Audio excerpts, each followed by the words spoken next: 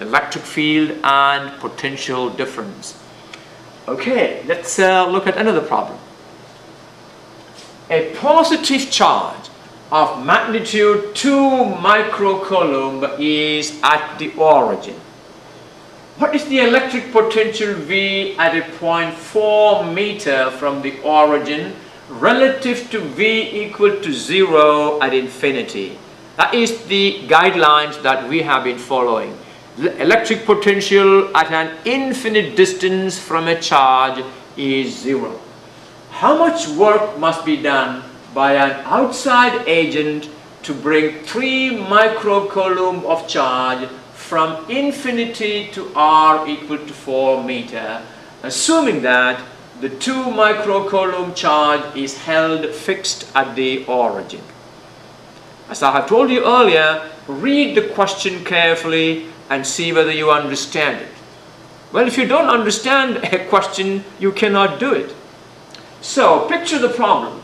A positive charge of magnitude 2 microcoulomb is at the origin. Now here, this is the origin, and we have a 2 microcoulomb, positive 2 microcoulomb is at the origin. What is the electric potential V at a point 4 meter from the origin? This is the distance 4 meter from the origin. What is the electric field due to a charge at a distance r from the charge? I just wrote down in the beginning. The electric potential at a point distance r from a charge is kq over r. So VR, potential at a distance r, equal to kq divided by r. K is 9 times 10 to the 9. Q is 2 microcoulomb, 2 times 10 to the negative 6. And R is 4 meter. And that will be 4.5 times 10 to the 4 volt. Alright. Now tell me, we say the potential at this point is 4.5 times 10 to the 4 volt. What is the meaning of that? What is the basic definition of potential at a point? Well, potential at a point is a measure of the work done in bringing a unit charge from infinity to this point. If I want to bring a unit charge, how much is a unit charge? 1 coulomb. If I want to bring 1 coulomb of charge from infinity and keep it at this point, I need to do this much amount of work, 4.5 times 10 to the 4 joules of work. Remember, a volt means joules per coulomb. Alright, in that case, if I now have to bring 3 microcoulomb charge from infinity to this point, how much work do I need to do? You can do that now. So, work done to bring 1 coulomb of charge from infinity to x equal to 4 is this, 4.5 times 10 to the 4 joules. Therefore, work done to move 3 microcoulomb from infinity to x equal to 4 will be work done per unit charge multiplied by the amount of charge. So that will be the amount of charge, 3 microcoulomb, multiplied by work done per unit charge. That is 0.014 joules. Alright, is there another part for this problem? No? Okay, let's do another one. Part C, yes, there is another part. How much work must be done by an outside agent to bring the 2 microcoulomb charge from infinity to origin if the 3 microcoulomb charge is first placed at r equal to 4 meter and is then held fixed? Now, that means you got to assume that this 2 microcoulomb is not there, but the 3 microcoulomb is there. That means that 3 microcoulomb will produce a potential at the origin. Now, what is the amount of work you need to do then to bring the 2 microcoulomb and keep it at the origin? That is what the question means. Okay, now we have a 2 microcoulomb at x equal to 4. No, we have a 3 microcoulomb at x equal to 4, not a 2 microcoulomb. So we need to correct that. We have a 3 microcoulomb is at x equal to 4. There we have a 3 microcoulomb here. So there is nothing at the origin. I've removed the charge from the origin. Alright? The potential at the origin due to the 3 microcoulomb. Now did you make that correction there? The amount of charge placed at x equal to 4 is not 2 microcoulomb, it is this 3 microcoulomb. So make that correction. That will be 3 microcoulomb. We have the 3 microcoulomb placed at x equal to 4. So, what is the potential at the origin due to this 3 microcoulomb? It will be V equal to KQ over R. Let me take off those things. So, V equal to KQ over R, where Q is now 3 microcoulomb, R is 4 meter. That will be K times Q, 3 microcoulomb divided by 4. That is 6,750 volt. The potential at the origin due to this 3 microcoulomb is 6,750 volt. What does that mean? Give me a sentence to explain what that means.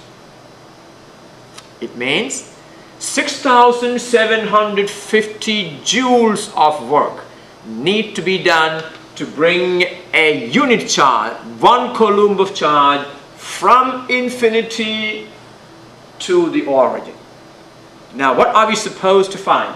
We need to find how much work needs to be done to bring this 2 microcoulomb from infinity to origin.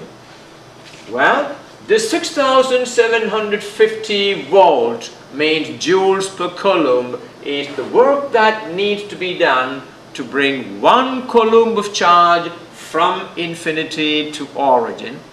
Therefore, work needed to bring 2 microcoulomb from infinity to origin will be the 2 microcoulomb multiplied by work done per unit charge.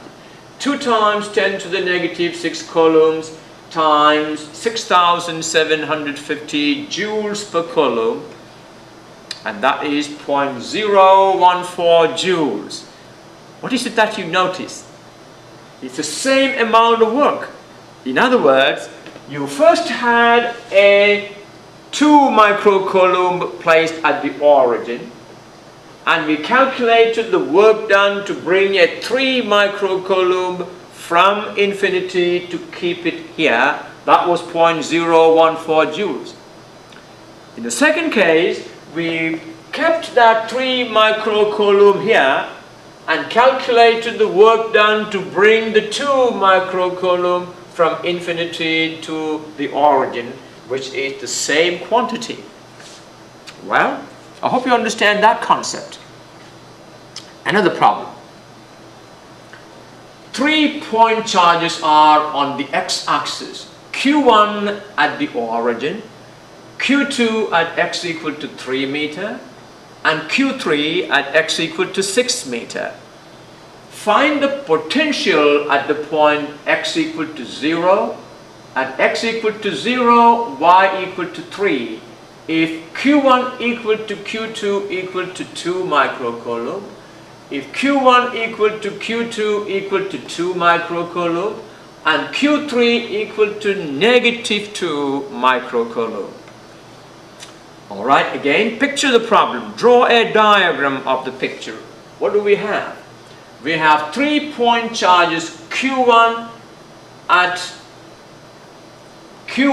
the origin, Q2 at x equal to 3, Q3 at x equal to 6 meter, and find the potential at the point x equal to 0, y equal to 3. This is the point where we want to find the electric potential.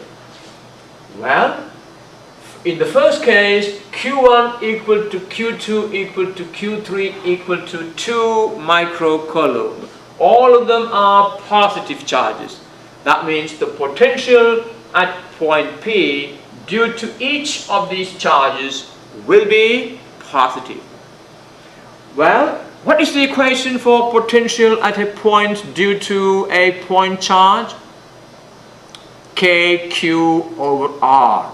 That means we need to figure out the distance between the charge and the point. Well, the distance between Q1 and P is 3 meters. What is the distance between Q2 and P? It is this. That will be square root of 3 squared plus 3 squared. Alright? And the distance between Q3 and P will be R3. What will that be? It will be square root of 3 squared plus 6 squared. Alright, let's do that. If R1, R2 and R3 are the distances of Q1, Q2 and Q3 respectively from the point 0, 3, we have R1 equal to 3 meter, R2 equal to square root of 18 meter. You see, 3 squared is 9 plus 3 squared, square root of 9 plus 9 is square root of 18 meter, and R3 is square root of 6 squared is 36, 36 plus 3 squared is 45. So we now know the distances, we can find the potential at P. Well, in the first case we have each of the charges is positive 2 microcoulomb. Potential at P due to Q1 is KQ1 over R1, and that will be 9 times 10 to the 9 times 2 times 10 to the negative 6 divided by 3. That is 6,000 volts. Alright, what is the potential at P due to Q2? Will be KQ2 over R2, and Q2 is the same as Q1, so that will be KQ2 over R2 is square root of 18, and that is 4,243 volts. And what is the potential at P due to Q3? Will be K equal to KQ3 over R3. That will be KQ3 is the same, divided by R3 is square root 45. That will be 2,683 volts. So what is the total potential at P due to all these 3 charges? They are all positive potentials, so we add them all up. The total potential is 12,926 volts. Alright, tell me, what does that mean? That the total potential at this point P is 12,926 volts. It means in order to bring a unit charge, that is 1 coulomb of charge, from infinity to point P, we need to do 12,926 joules of work. Potential is joules per coulomb. Alright, in the second case, we have, well, we didn't do that second part over here. Let's go back and do that. In the second part, Q1 equal to Q2 equal to 2 microcoulomb, and Q3 equal to negative 2 microcoulomb. So, what is the total potential? The potential due to Q1 and Q2 will be positive. So, you will add